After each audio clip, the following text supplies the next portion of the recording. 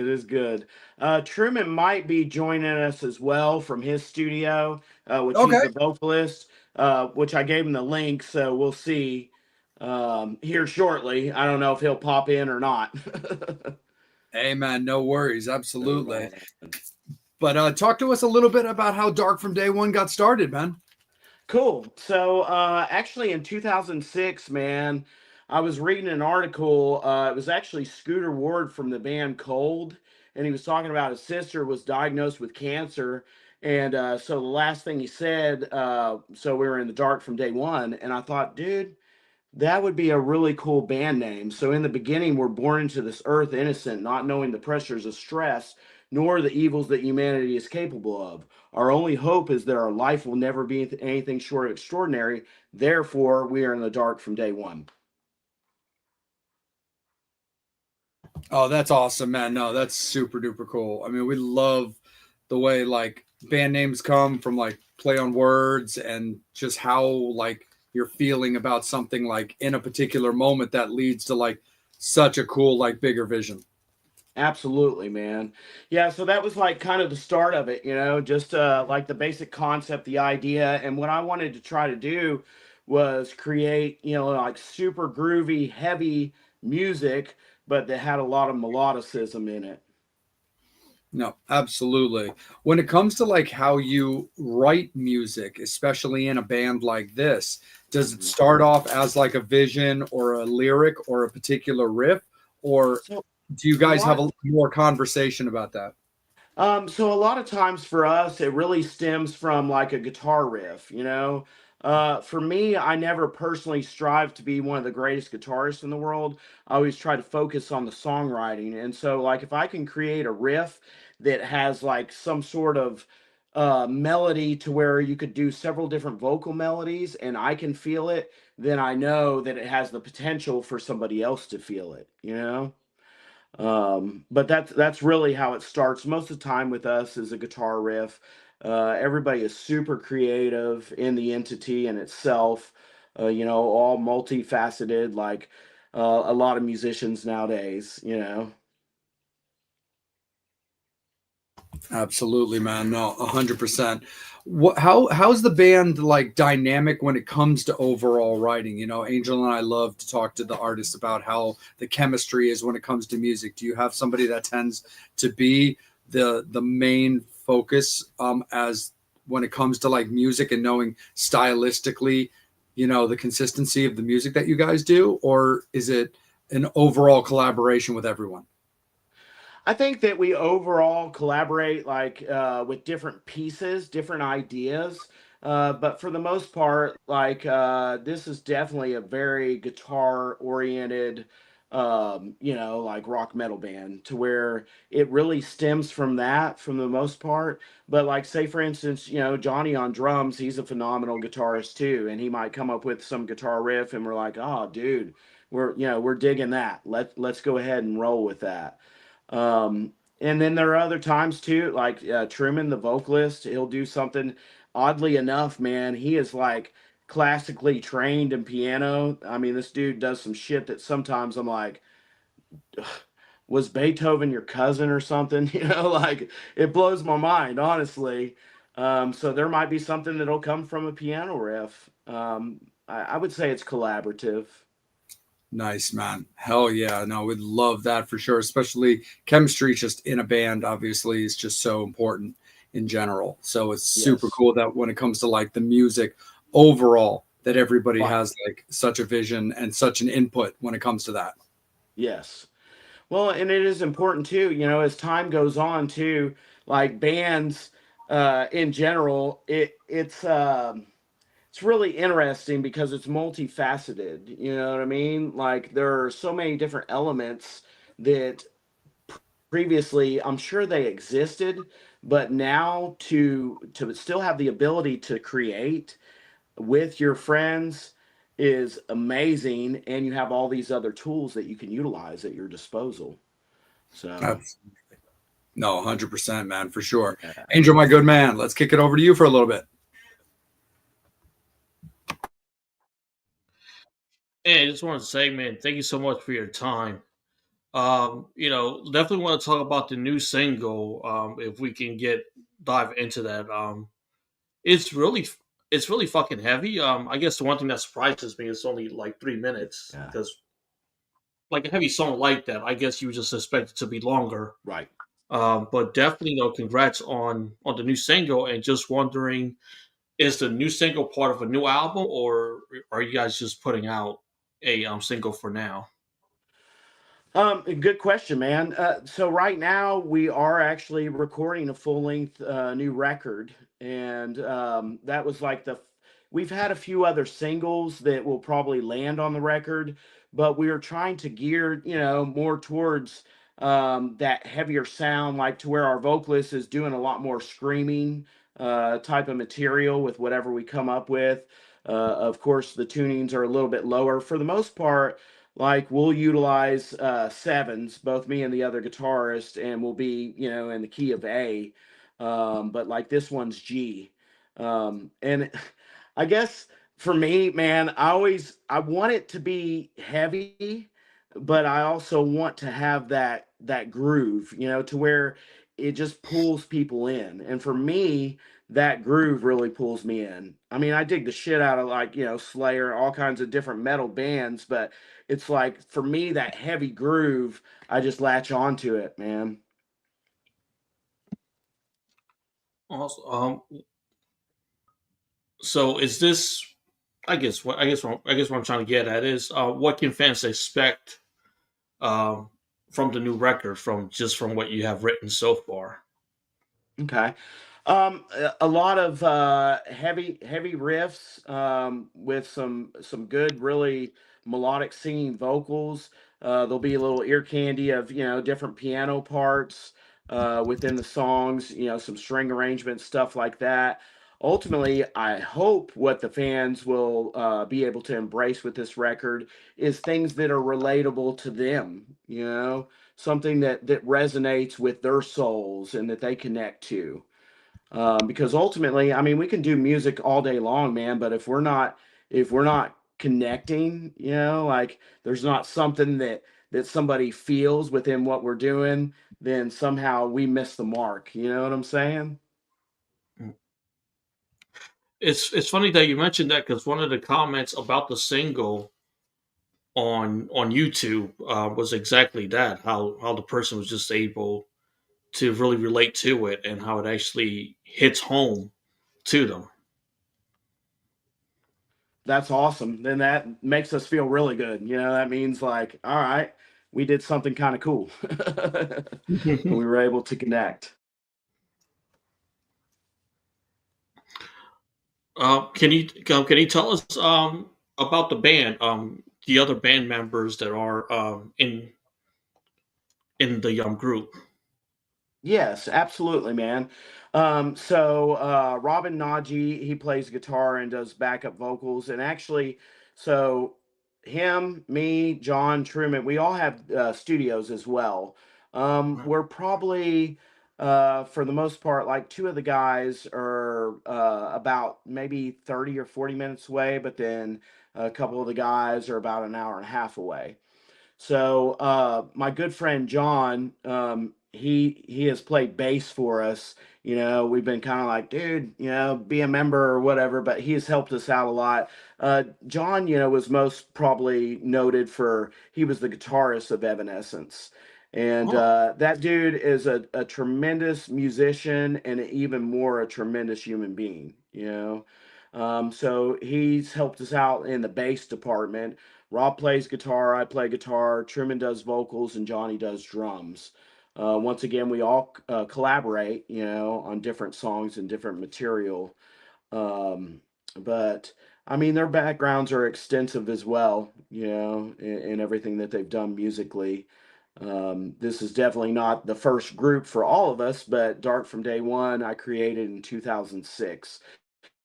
So it's probably been one of the longer ones for all of us.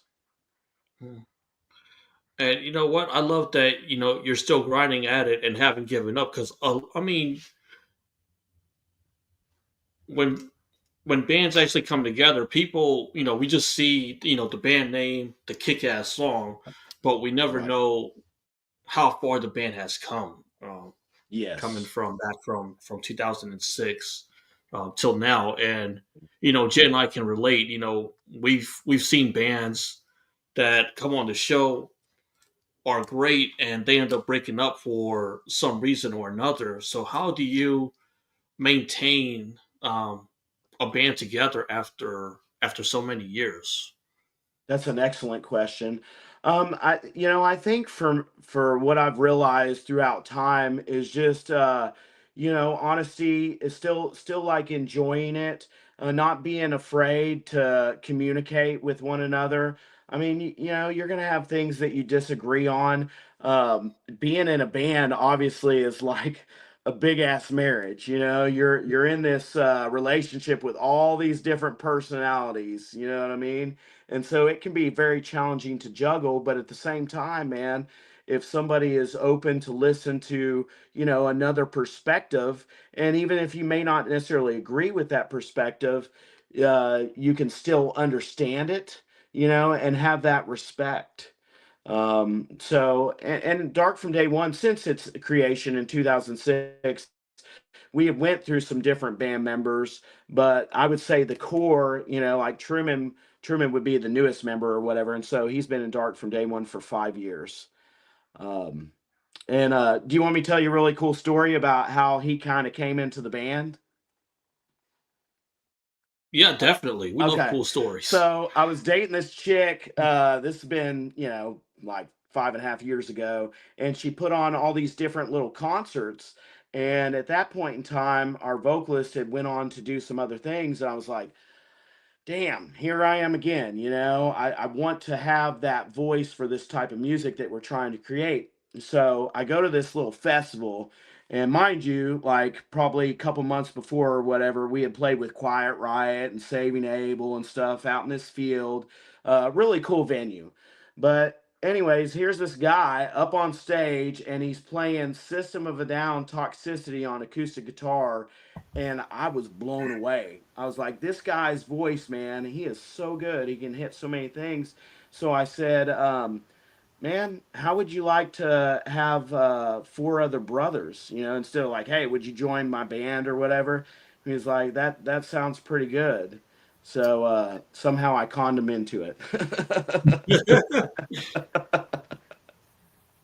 Man, look, I gotta ask you this question because I can't stop staring at the yellow guitar in the Right on. background. It just freaking stands out. Can you tell me about the guitar that you have? So yeah, what's funny about that one? That's a Schecter. I have a like a little side band that I do for fun called Therapy, and so JT, one of the other guitarists, that is his. I don't really know a whole bunch about it other than it's a Schecter. It says let's get it close here. Oh, so it's an older, I guess a Diamond series. Yeah. Yeah, that's one of the Nice. older Diamond series. Says a T1. So for me, I actually my main stage rig, which this little beast here, man, has been all over the U.S. I don't think we've got to play Alaska or Hawaii, but this is my Damon Hellraiser 7 string Schecter. And Dang, seven this string. thing, yeah. So that's pretty much what we use. Which I mean, this is. I think we were playing Lake Havasu, Arizona, or whatever, and it scraped the shit out of it right there. So this thing has been with me for many years, man. Um, it's incredible because they all, instruments take on their own personality, and you can get the same make and model, man, but every guitar is different. It's crazy. Wow. So yeah, man. I mean, I could totally go on and on, for days. So I'm can we with definitely. questions. Like I Do what definitely got a lot of now? questions now. Okay. So what made you go from a six string to a seven string guitar, and how is it different? Okay. Good question. So a long time ago, eons. I'd heard that We Steve got all Vai. night, dude. It's okay. Right, cool, cool. So Steve Vai, he had this idea to make the seven string, right? Well, I knew who Steve I was, and I got to hear him play some stuff, and I didn't really understand at the time. Like early, I'm playing six strings. I'm like, okay, what's up with this seven string? And then there was a band called Korn that came out, and they were playing seven strings. I was like, man, that's pretty cool because they can, it's like they can drop the tuning and go a little lower, and it doesn't seem to affect, the intonation or whatever. So that was really what kind of drew me to try to play. Like, all right, we can go to A tuning, and we've got everything else right now is in standard. Which whenever we do like prisoners, it's a full step down. Right. So, anyways, but yeah, that's what caused me to gravitate towards that, man. I just thought that it would open up some of the possibilities to have those lower tunings, which I mean, you can do that with baritone guitars or whatever, but it's a little easier with the sevens. That's awesome. And like I said, we love musicians. So Jen and I, we're always curious to ask Yeah, um, about different stuff. Is there ever, absolutely. with having the seven string, is there ever that temptation to be Hmm. the guitarist that brings in the eight string? Good question. So, I actually have an Ibanez 8 as well. That we've got a song called Rise, which was a cover song from a band, or not a band, a video game called League of Legends. And so I use that 8 on that song just because, it's really easy to tune down. Um, we haven't really experimented as much with it, I think Meshuggah. Have y'all heard of Meshuggah? Yeah, for sure. Okay.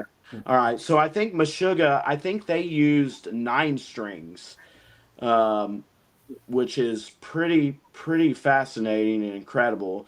So for me, diving into the eight, I haven't even really dove into it very much yet.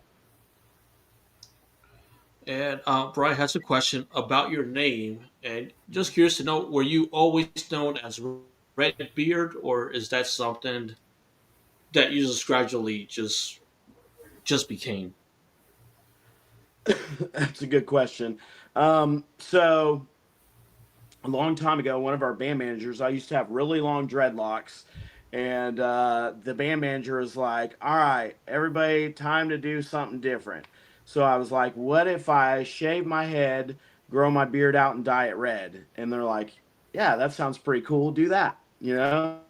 So ever since then, it kind of stuck with me. And like there have been times, say if we were on tour or did shows in April, that's autism awareness, so I would dye it blue maybe, or breast cancer awareness in October, I dyed it pink. But for the most part, it's red. A lot of people kind of joke around or whatever and they laugh, but I have a beard titian. So I have a chick that once a month I go see her and she does my beard up.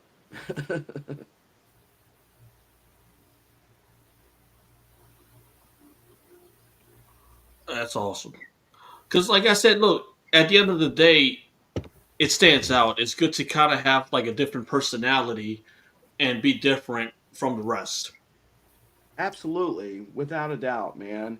So my I guess biological name or whatever is Natel John.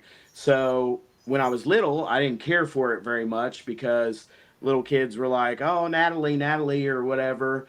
And so in kindergarten, I think I would get in fights like every day, but because you don't want to be called a little girl when you're a little boy, like, "Hey, I'm a boy" or whatever at that point in time, and I don't know. It means in Latin, Natal means Christmas or a present. So throughout the years, I learned to appreciate that because there's not a whole lot of other people that I know that have the name Natal. I think in Latin or whatever it was pronounced Natale.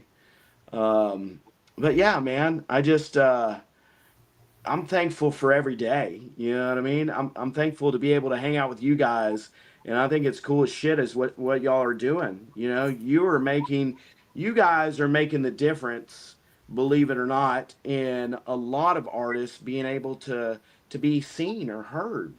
So props to you dudes. Oh, no, thank you so much, brother. Yeah, Right. absolutely, And you know man. what? Same goes to Barbara because Barbara was like, "Hey, can you interview this band?" We're like, "Sure." I mean, we never say no to Barbara. You know, we always interview whoever she wants us to interview because we love music. We love discovering new music, and doing Yeah. that, we kind of get to hear some of the great new songs out there. Especially your single "Prisoners," which just really kicks ass. Definitely digging that Thanks, man. song. The only bad thing is I had to stop playing it because I had to get ready for the show. I'm like, fuck, I just listened to it. It's one of I'll those send like you catchy songs that you got to right. listen to it about 20 times before you Yeah. stop. And I think that's a great thing. And kudos to the band for doing those kind of songs. Thank you, man. I appreciate it. We have another one that we just finished up. I don't think necessarily we're going to release it as a single, but I'll have to get it to you guys. It's got a really cool metal vibe. I don't think that it's like how would I put it? It's a different baby. You know, it's a different baby than Prisoners is. And I think it's very sentimental, important to us because unfortunately we had a drummer a couple years ago that took his own life. And so, like, this is the last little piece of having some of his drums on it, along with our current drummer. And, they were like brothers too. So, um, from that perspective, it's very very sentimental to us. But I'd like to send it to you guys, and that's what's cool. Like Barbara and Pavement and everybody, man, we have a lot of freedom. You know what I mean? Like they're not like, hey, crank out. There's Sir Rob. Hey, That's hey. that's Rob and Najee, the other Hey, how's it guitarist. going? Welcome to the Metal Summit. Yo, Hey, sorry I'm late, guys. I forgot that it was Eastern time, not Central time, and I was like, wait a minute, is Eastern time ahead of me or is it behind me? God damn it! And then No worry, decided brothers. We have the same problem in Nashville. I. Now, how you guys doing? we're doing good. Awesome. Yeah. No, Nice, congrats nice, on nice, this. nice. We congrats on the single "Prisoners," man. Oh, thank you, man. I appreciate it. Yeah, thank you guys for playing it, for streaming it, all that stuff. These are some cool dudes right here, Rob. I've enjoyed this, man. Oh yeah, is that right? Hmm. Hell yeah, man. Yeah, well, we love to I love your to shirt. share to share what we got. Oh, my Metallica shirt. Yeah, it's right Is that there. a Metallica shirt? Yeah, yeah, that's right. Can't really see it very well. I don't know if you can see it. Yeah, some Metallica Oh, stuff cool. going That's on. the classic one with Jason Newsted. Sorry, I thought I saw Cliff Burton. My apologies. No, that's all right. Yeah, yeah, yeah, yeah. So where are you guys? Are you guys Jay. upstate? We're in. I'm in Uh, Maryland, and Angel's in Jersey. Kick ass, man. So our FOH front of house guy, he's from Bowie, Maryland. Oh, right on. Yeah, hell yeah, man. Absolutely. Rob, I was telling him, a little bit about just kind of the history, and we talked about some guitar stuff and writing in general, and prisoners, and I guess now they kind of made it aware. I'm gonna have to mess with that eight string a little more too. Oh yeah. Well, yeah, I mean that's it's always a good idea. Yeah, giving them some of the nice. deep lore of Dark from Day One, some of the Right? the storied history. It's always Yeah, good. absolutely. Well, yeah, So, yeah. I mean that Robin, song's written. what That guitars song's do you that play? song's. Say that again. I'm Rob, sorry. Well, what guitar do you play? What's your choice of guitars to play? Man, I've got so many in here. Right now, let's see if I have one over here. Right now, I've got this. Yeah, I've got this Harley Benton This is my baritone guitar that I usually end up using here. It's this is the one that I actually used to record Prisoners on. It's got like a cool stripy background on it. Nice. Yeah, and it's really great, man. It's whenever we tune really low for a lot of the lower tune stuff. Yeah, I definitely prefer to use like a baritone scale guitar, just so that you can tune it down super low and keep a lot of nice tension on the strings that way. Yeah, absolutely. Brian wants to know the first album that you purchased. The first For what? album I Yeah, go for yours first. First album I purchased. I'm gonna say this probably isn't the first one I purchased, but it's definitely the first one that I can remember. I'm gonna say it was probably Seether, Karma, and Effect. It's probably what I remember. I remember that when that came out. I think it was sometime around the time that the song Remedy or Truth came out, and it was probably that record, if I'm not mistaken. I'm sure I had an album before that, but I remember specifically buying that one. Yep. My first one was Nirvana, smells like, or never mind. That was my first record. Hell yeah. I'm How not about sure. for I'm you not. guys? What was y'all's first records that you got? So Yes, the I know first, that was yeah, 91. Yeah. say that again, Angel. Good. True. One more time, buddy. You got a little choppy. Motley Crue, Dr. Feelgood. That was the first album I bought. Nice.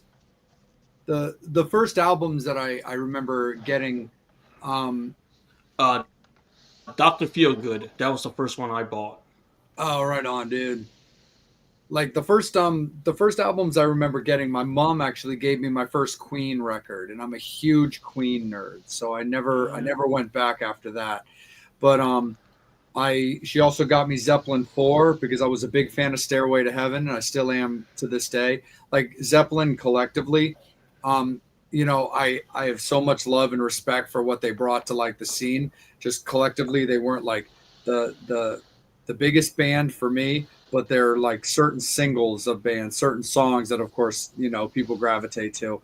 Um, Yeah. but the first album that I remember really getting with my own money, like, was probably when I started getting into like more of like the horror punk stuff and just kind of like some of the mall punk stuff like Green Day or the Misfits. It was probably something like that.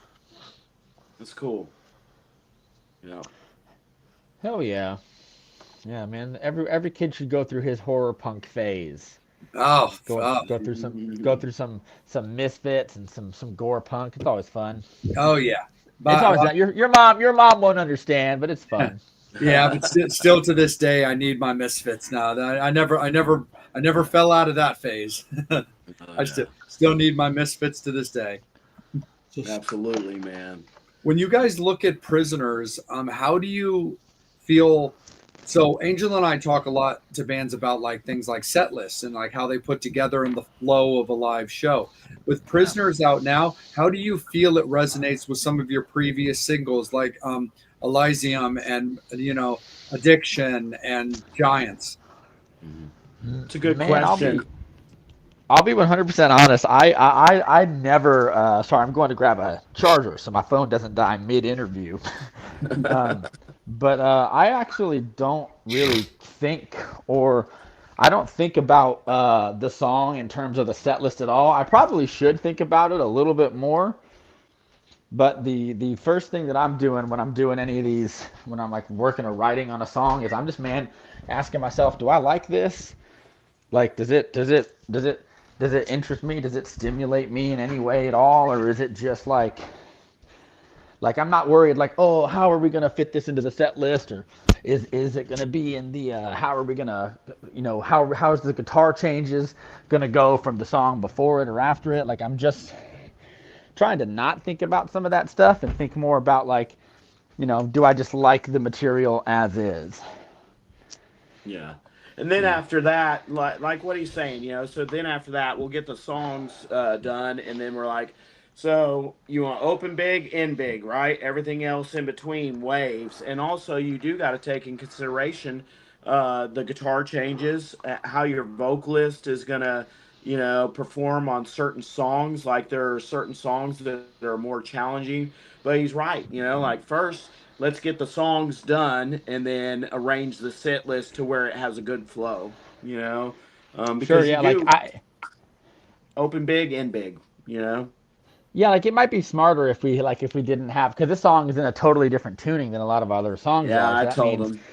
whenever we play it, we're gonna have to figure that out. But like that's a better problem to have than just to be like, oh well, I don't want to add another guitar change to the set, so we're gonna have to just not write this song. And I'm just like, well, that's not really how I want to do things. 'Cause I want to make sure that we're always writing material that's interesting or whatever. And that's a better problem to have. Fire all your bullets. The better problem is to be able. You have to go and find more bullets rather than like, oh, I saved some bullets for later or whatever. Hmm. Like I always say, having to get more bullets is a better problem to have. Hmm. Yeah. No, absolutely, for sure. When it when it comes to how you guys look at your stage show, one of the things that's always so huge to me, and I know that it's that way for like a lot of fans, but just having that presentation when the fans are paying to come and see a show. When you guys were coming together as a band and realizing the type of music that you want to play, what works best for you guys and your creative musical like stylings, when it came to knowing you were going to have to translate that to a stage show, how did you guys look at the presentation you wanted to put forward? Hmm. That's You a good want you want to question. answer that one? Well, I'll go if not. I guess like I feel like good songs kind of a good song will lend itself well to any other kind of set. Maybe if your set is real sporadic and just in general your songs are all a bunch of different styles and they don't mesh together, Hmm. then the set's going to be weird. But Yeah. like I think me and Natal were on the same page for a long time ago of being like, man, we want to make sure like the sound and the style of the songs all feels like a cohesive core. Yeah. And we can expand that box, we can add new stuff into it, but like um good songs with good production, Hmm. the presentation and the live production of that should be, if it's well done, it should be seamless and Yeah. it should be high energy as any of the other stuff that we've got. Yeah. I would hate to write a song and be like, man, this is boring to play live. Like Right. that'd be that'd be a tragedy. Luckily, I don't think we have that yet, so No, I'm I pretty don't think happy so. with that. Yeah, and that's the thing. We want to create That was my moments next for question. people.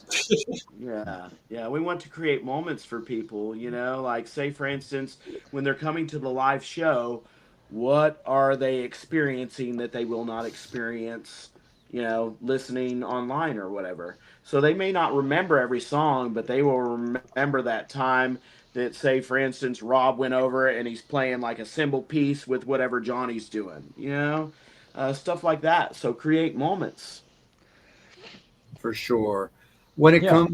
When it comes to guitar parts and comes to things like leads, how do you guys handle that amongst yourselves? Do you find that the communication is open enough to where it's like, hey, I'm really feeling like this specific lead or solo when it comes to this particular song?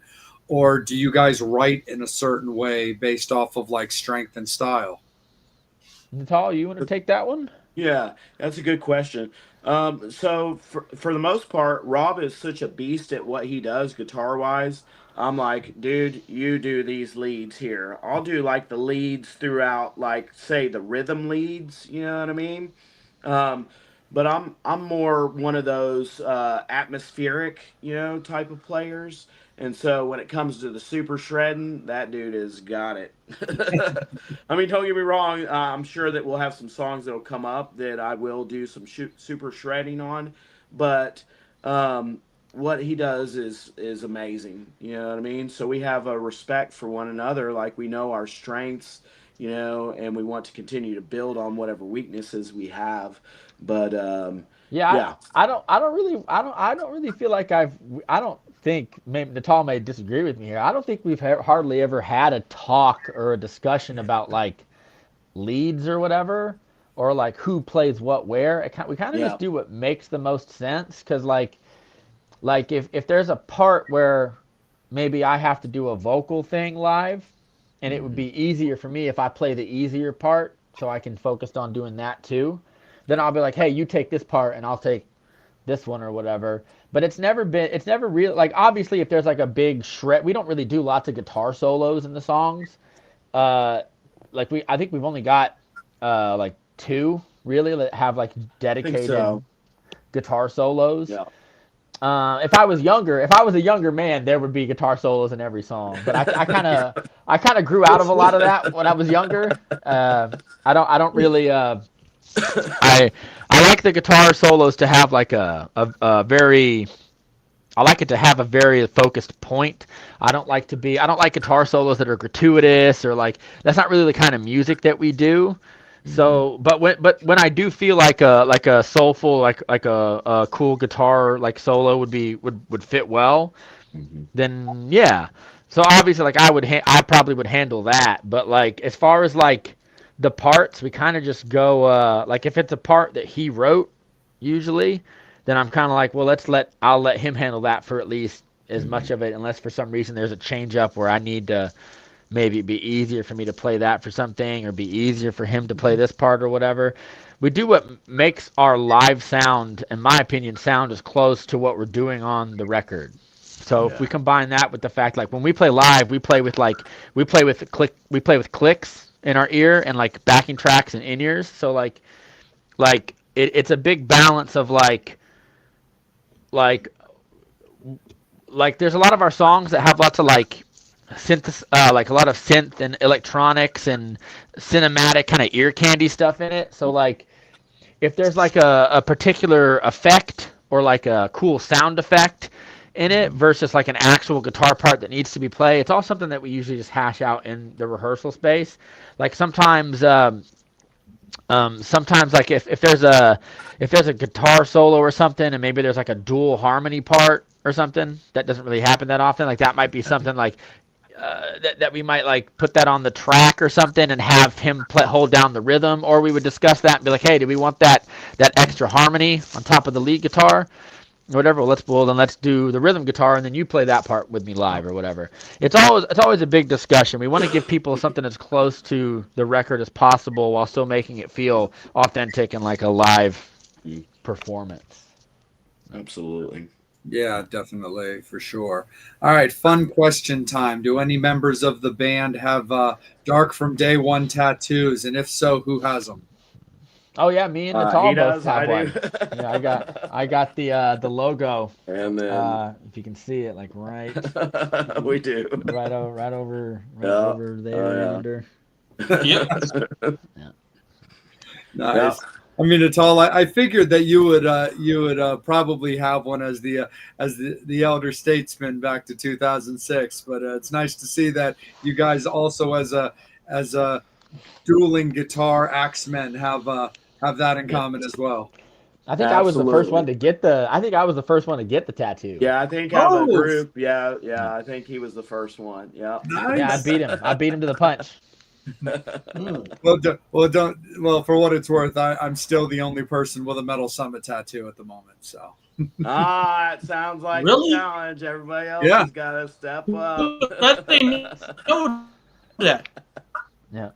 would Sounds like other people don't believe in it Yeah, as this is the much as first you time I'm do. hearing about this. Yeah. I posted? What do you mean it's the first time you've heard about this, buddy? I posted it on our socials. You Yeah, know I don't in pay our attention. yeah, it's all good, buddy. Yeah, our up in the corner of our screen there, from when our logo had the crossed guitars behind it. I've got the lightning bolt that we used as the eye and summit on the inside of my right arm.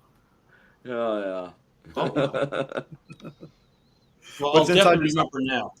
nah, no worries, But when buddy. you tell But me something, since I designed our current logo, I should probably put that updated one on there too for a sense of like balance, I guess. There you Yeah, well, go. you know I don't pay attention. So. Oh, it's all good, buddy.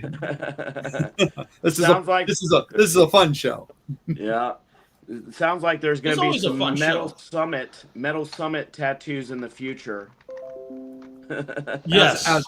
As there should be. Yes. We 'Cause I were gotta get. hanging out with some friends of ours in a band called Jasmine Kane, and Angel was getting temporary poison apple tattoos with Jasmine Kane. Right on. That's amazing, dude. But for sure, man. Angel, let me kick it back up to you there as well, my friend. Okay. Have you ever bought a guitar that made you say, "I want my money back"? That's a good question. I love that question. That's awesome. Because I mean, you Uh, guys buy a lot of I guitars, so Yes, absolutely. So for me personally, yes and no. At one point in time, I bought a Gibson Les Paul Black Beauty.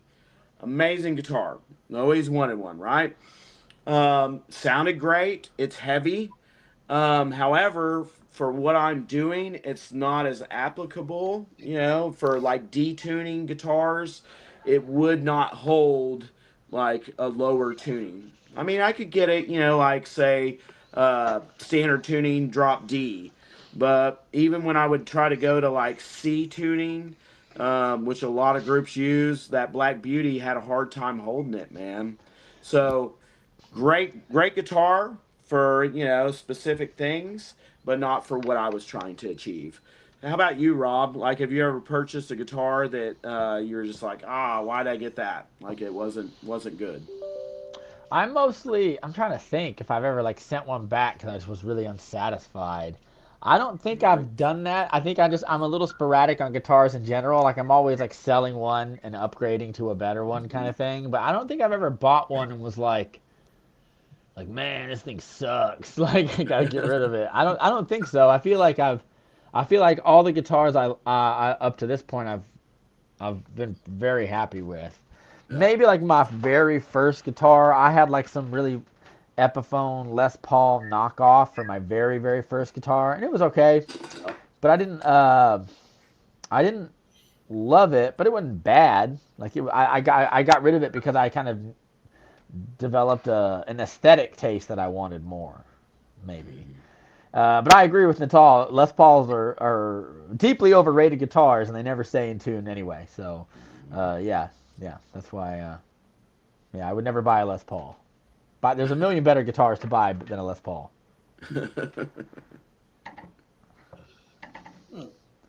I got some fan questions I really, really got to get to. Okay. And this one I'm going to post because I'm trying to understand the question. Okay. All right. If you could. Oh, damn. Sorry. If you could either sacrifice Lars to bring back Cliff or sacrifice Phil to bring back Dime, who are you bringing back? Phil, Well, sacrifice Phil to bring back Dime, dime, because Phil Yeah. Anselmo's a fucking asshole, dime, and Lars Ulrich isn't. So bring back fucking Dime and get rid of Phil that. Anselmo. Yeah, dime all the way, man. That dude. So we got to play with Hell Yeah. So I met Vinnie Paul. Oh, I nice. didn't get to meet Dime, but yeah, cool Vinnie Paul story, right? So we're playing with him at Edge Fest, and Vinnie Paul and Big Val, they're grilling some stuff up, and Vinnie, like I've never met him, right, in my whole life, and Vinnie says, "Hey Redbeard, come over here, eat this goddamn chicken. It'll be the best you ever had." So I go over. Vinnie Paul just told me to eat the chicken. I'm gonna eat it.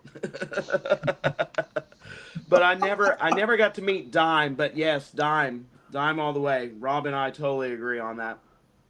Yeah, and plus, like, I feel like Lars Ulrich had a much bigger impact on music. Like, if you get rid of Lars to bring back Cliff, there's probably a lot of songs that would never have existed. But Yeah. Good point. I don't know if Phil Anselmo's impact on music was nearly as great as like what the Darrow brothers were. Like, I feel like there's a couple of other singers that could have done what he did, but like Lars, love him or hate him as a drummer, he gets a lot of shit as a drummer for not, Yes. for not being the most technical or whatever. But like he helped write a lot of those giant Metallica songs and was like a big composer for the band. I don't know. I feel like a lot of those songs wouldn't exist, and whereas like Dimebag had like a huge impact on like guitars and guitar playing in like the early like 2000s and stuff and in the 90s or whatever. So like I don't know. Yeah. Plus, yeah, Phil Anselmo's a dick. So it's like get rid of him as far as I'm concerned. Just get someone else. Yeah. My poor friend. He'll be all right. He'll be all right. He'll be all right. He will be. Oh, next question from Brian. Is there anything you like to confess? No. No. I have nothing to confess. I gotta Not confess that. something. All right. So, all right. On the flight to Nashville, there was heavy turbulence on the airplane, and the first thing I thought about was the Mile High Club and getting laid in that moment. Just, just thinking how it would feel to have turbulence while you're getting laid. That's got to be some pretty good next level shit, man. Yeah, Yeah. that would be good. I feel like that's like a lot of extra, both literal and physical pressure. Yeah, dude. A lot of putting extra pressure on Mhm. yourself. I was gonna say, if there's turbulence going off, man, you might hurt her, man. Could be. Yeah. Very well could be. Like what if the plane like what if the turbulence is real scary and you get scared and you have performance anxiety and you can't I get it wasn't up? What scared. the hell are you gonna do then? Dude, I was like, this is like a roller coaster ride. I was just having a blast. Angel, I was just grateful you weren't on Spirit, kid. Oh, fuck Spirit Airlines. I hope they go bankrupt. And fuck you too, Frontiers. Yep, there's some that are better than others, right? And if you experience the bad ones, you're like, I don't want to experience that shit again. Mhm.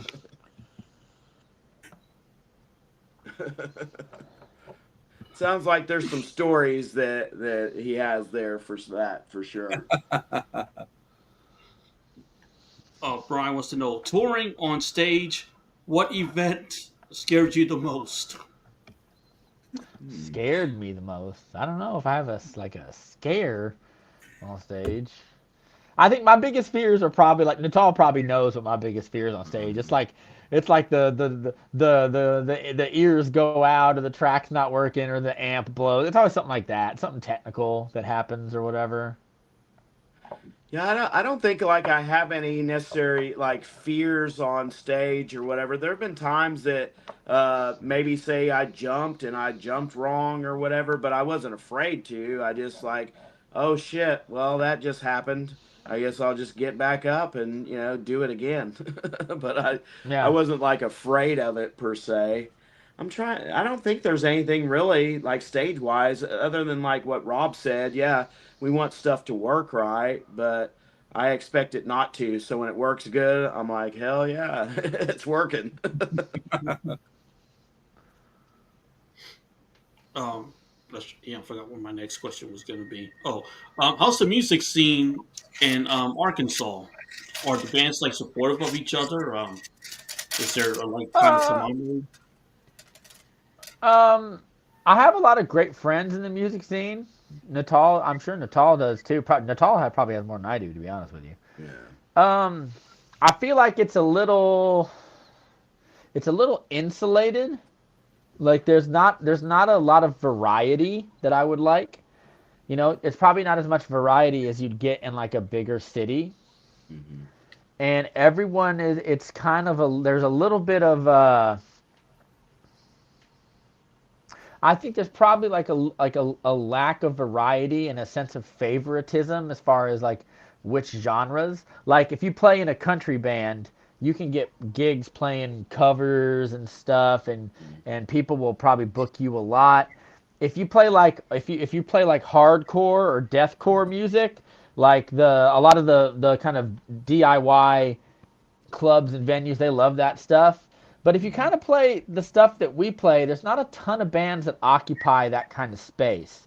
where we Sure. play a heavier kind of music, but it's very high fidelity. Hmm. It's not as sort of lo-fi and DIY and rough around the edges. I always kind of like I always kind of lament a little bit that there aren't more bands around here that kind of do what we do, because I feel like there's a big need for that in the market, if that makes sense. And Yeah, and but as far as the people, like there's great people. Like I mhm. love all the people. Yep. There's a bad apple in every barrel. I'm sure there's people I'm like, I don't really like that guy that much. But most of the time it's great people, it's great friends and stuff. But yeah, I don't think the scene is as visceral and as enthusiastic Mhm. about a wide variety of things. That kind of bums me out. Like I said, if you play in a hardcore band, a lot of people love it and will show up. And if it's not much more than that, you're really not going to get much more out of a lot of people. That's just kind of how it is. And you know, I go out and I see a lot of bands a lot of the times. Go down to Vino's and see stuff happen. But like I do kind of think there is a lot of untapped potential in the Arkansas Little Rock kind of scene. There is, Yeah. yeah, and there used to be actually there was quite the metal scene here, a period of time, and like kind of what Rob is saying that it has changed, but like say you would have a musician that would play in several different bands. We've got a friend of ours, and he plays in like a punk band, a rock band, a country band, because there's not like a whole lot of musicians. There is, but scene wise, I wish that there were maybe more styles of music. Um, but it's a good place to basically kind of hone your craft and to visit with other musicians. So, Yeah. friend, he would Yeah, I agree with post that. best various metal genres. Would you consider headlining a show there? Do you see that, Rob? Yeah, this is my friend hosts the Arkansas Death Fest. He Hmm. puts on campground type shows with various metal genres. Yeah, we would consider doing a Sure. headlining show there. Hmm. If it was cool and the lineup was right. Like there's lots of like when we say metal, the problem is like when you say metal, metal is such a broad sounding genre.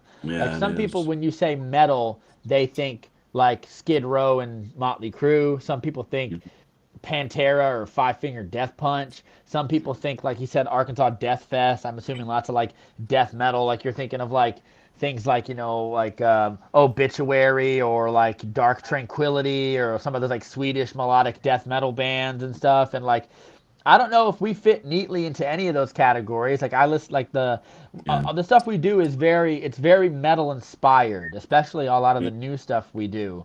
Mm-hmm. But I don't know if I would ever call it just like I would never just say like it's metal. I would be like it's like the term that we use is like I like to use is like it's very cinematic. It's very like metal forward.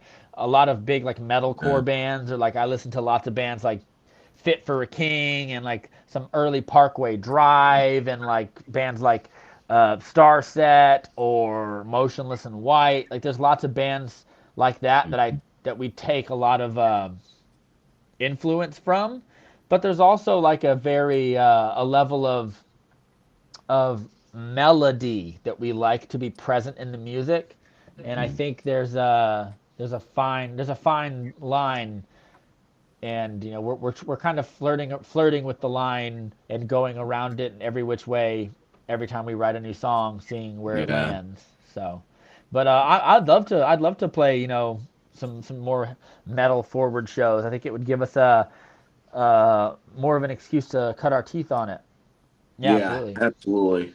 Yeah, I think so too. Yep. You can hit us up or hit up the booking. Yeah, shoot us a Definitely. message on Facebook or something, and you reach out to us. Absolutely. And again, just be respectful of your time. This is definitely the last call for alcohol. We appreciate, you guys hanging in there with us. Yeah. Definitely appreciate the time as well. We definitely hope to have you guys come back when the new album is done? Yes, absolutely, man. We would love to. Absolutely would love to. Yep. Absolutely. Hell yeah. I want to hear if you guys have any fun memory or story to share about when you played with Rob Zombie. I'm a big Rob Zombie guy. I do. Yes. So at the time that we played with Rob Zombie, my son, okay, he was 14 years old, and he's like, Dad, he's like, I want to go around and get pictures and hang out with everybody or whatever. So my son like travels off or whatever, and he comes back. He's like, Dad, you're not as cool as I am. Check this out. And it's like him and Rob Zombie. I was like, that's cool, son. He's like, what'd you talk about? He said, well, Rob talked to me about some of the movies and things that he wants to do. So it was kind of cool because it inspired my son, not necessarily to do music or whatever, but to have vision, to have like, all right, cool. I've got a goal and I'm gonna go for it. So that's my Rob Zombie story. That's cool. And he puts on a phenomenal show. He Oh really yeah. does. I mean, great. That he's got the theatrical side of everything. You know what I mean? Mhm. And then I think like he's able to lock in to what he wants to do, and people gravitate towards it. Yeah. Yeah.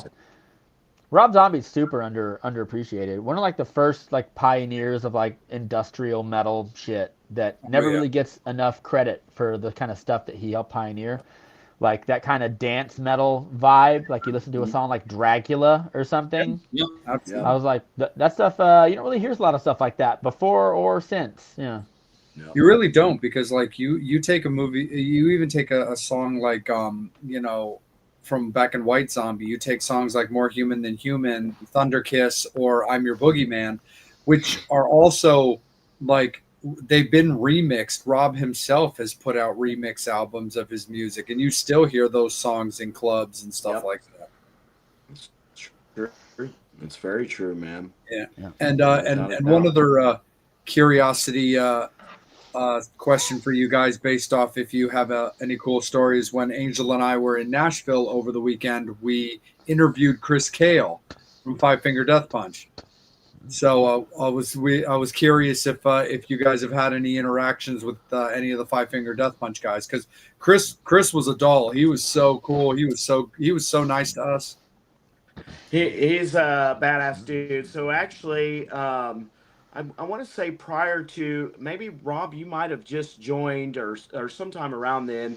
A good friend of mine, he was in an accident where he had something fall on him, and so I was talking to a buddy of mine, and he said, "Well, Five Finger Death Punch is looking for some people to come play laser tag with them. Do you want to go?" And I was like, absolutely. So we go play laser tag with him, and Chris Kale had just joined.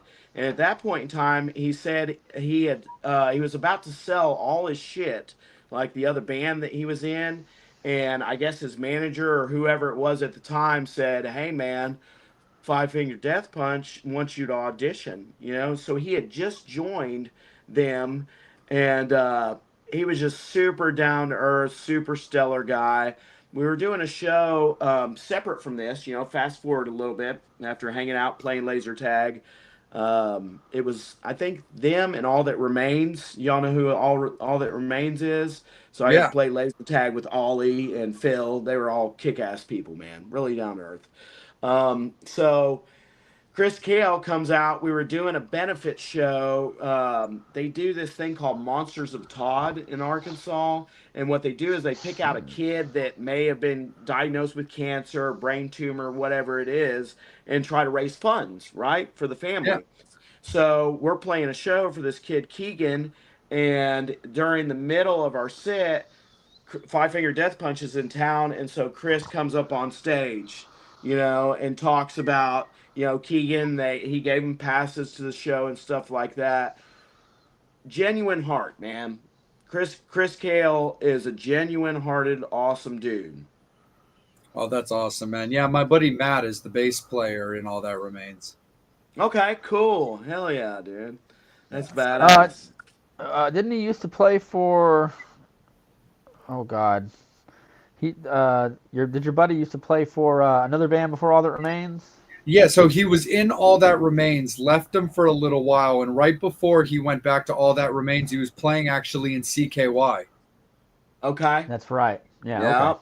Yeah. Matt Deese. Awesome. But yeah, no, that's super cool. He had started like playing in some different bands and stuff like that in his time away from the band, but he's been like super stoked to be in like back in the band and stuff like that. So I've been I was always like I always liked the music, and I Yeah. met Matt actually outside of All That Remains, but I knew that he was from the band, and so it's been really cool seeing him back in that band, and it's kind of upping my appreciation for All That Remains that I don't think I don't think I had it like where on the level it deserved like I do now.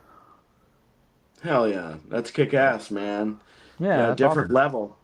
Oh yeah, no, 100% for sure.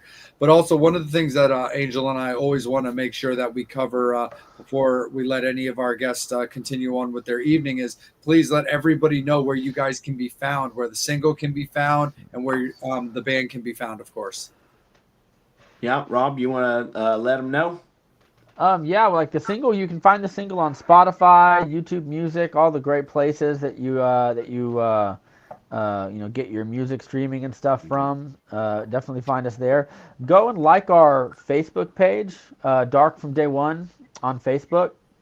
Give us a like and a follow there. Subscribe to our YouTube channel as well. You should see the big Phoenix logo. Yeah. It's upside down. It's Phoenix. upside down now, but you should see the Phoenix logo. That's the one that you want to subscribe to.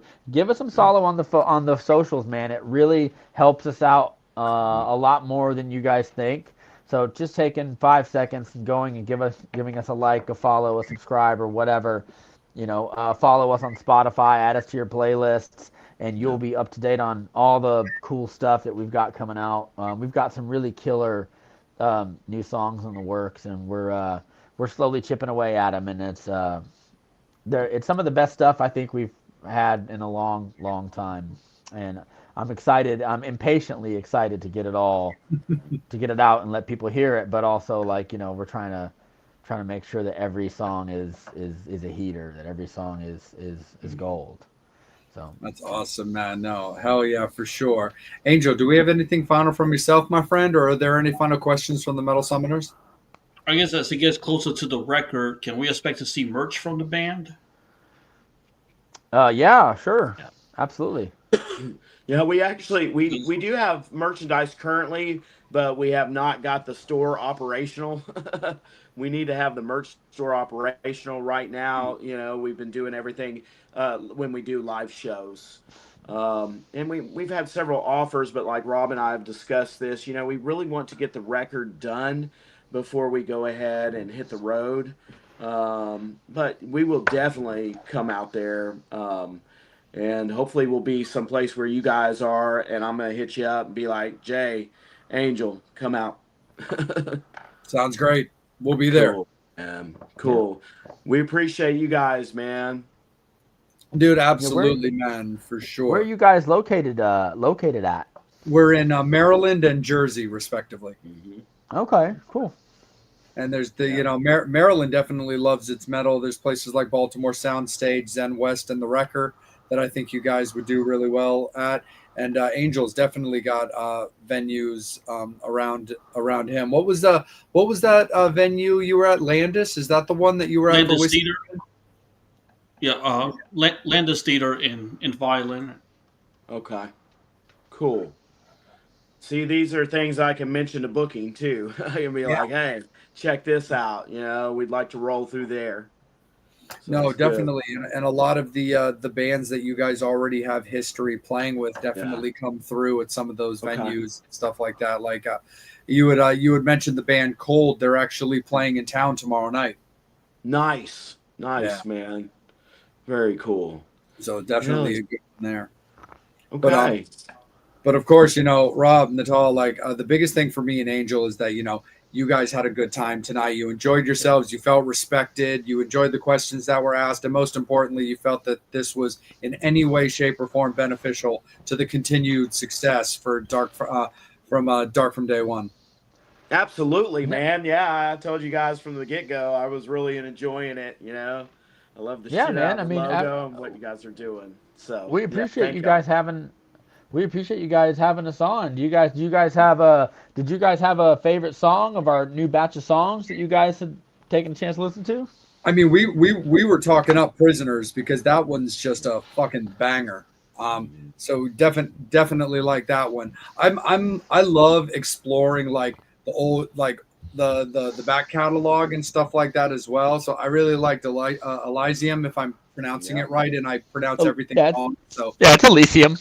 Elysium. Good. Yep. Um, That but was the that was the that was the first song we wrote together when Yep. I joined the band.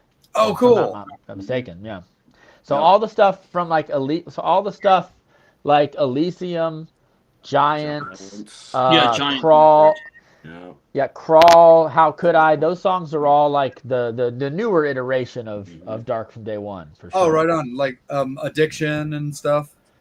No, New Addiction That was was one of like the first. a little bit before I joined the band. Mhm. That was like Oh, okay. the Fire Gotcha. Within era. Okay, so We still that was one play for you. we do still play some of those Yep. songs live. Mhm. Probably much to the chagrin of like Johnny, who's I think ready to put some of those to bed a Yep. little bit. But it's funny because I joined the band.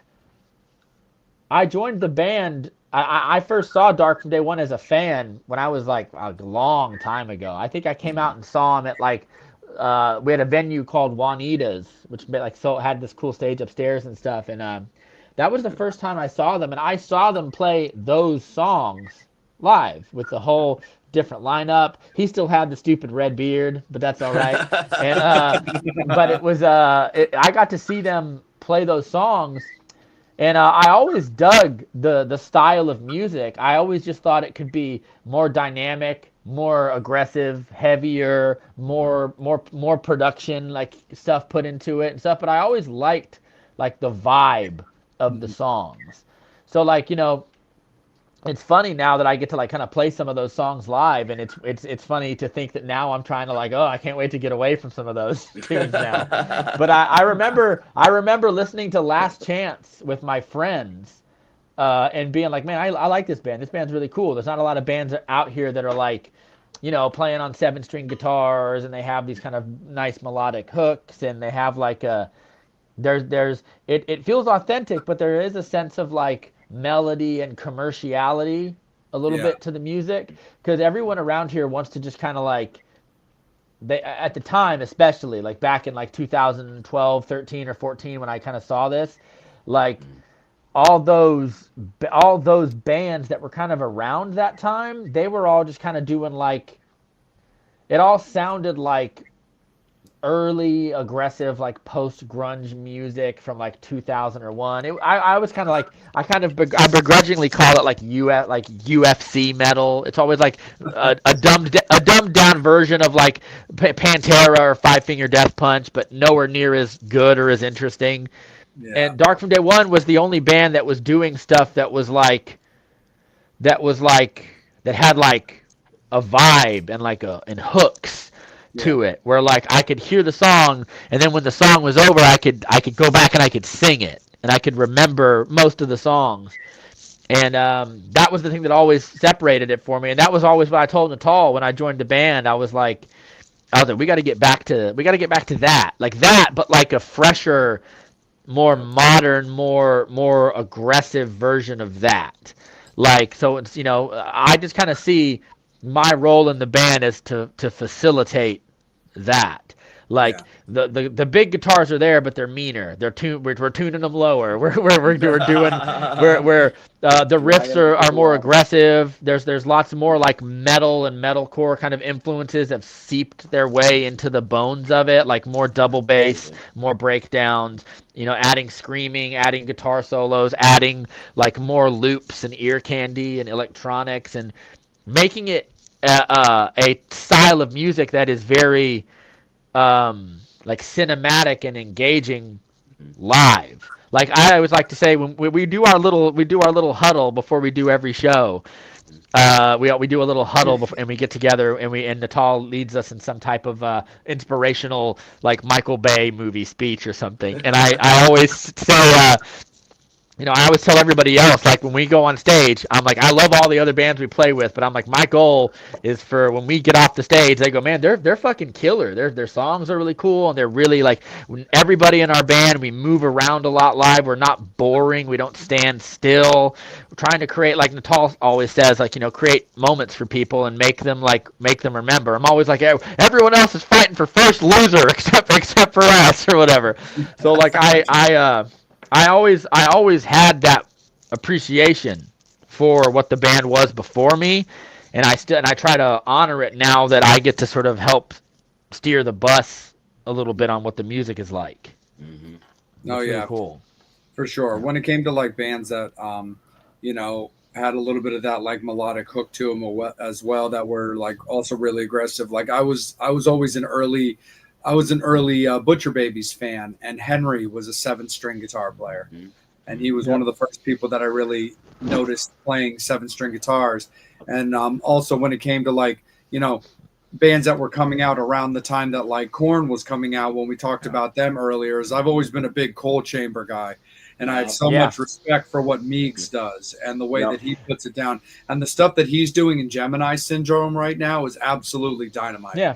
I always said Coal Chamber I always said Coal Chamber is the best worst band I ever listened to. Like I never liked it as a band, but I loved all the bands that spawned from Coal Chamber. Like I like Gemini Syndrome, and I like Des Fafara. I think he's great in Devil Driver. I think Devil Driver is a much better band than Coal Chamber was. But like even going back to bands like bands like Korn, or even like bands like In This Moment, where I was like, oh, they have like these big chunky riffs or whatever, but they have like, there's always like one eye on making the songs like really pummeling and heavy, but one eye on making the songs like you could show this to your mom, and she'd be like, oh, I like this. This isn't bad. Like there's like a healthy level of both. Yeah. Involved in it, I don't want to write music for. I mean, I write the music for me and for the guys, but like I don't want to write music for four dudes with neck beards in the back of the room. I want to write music that anyone can more or less listen to and enjoy.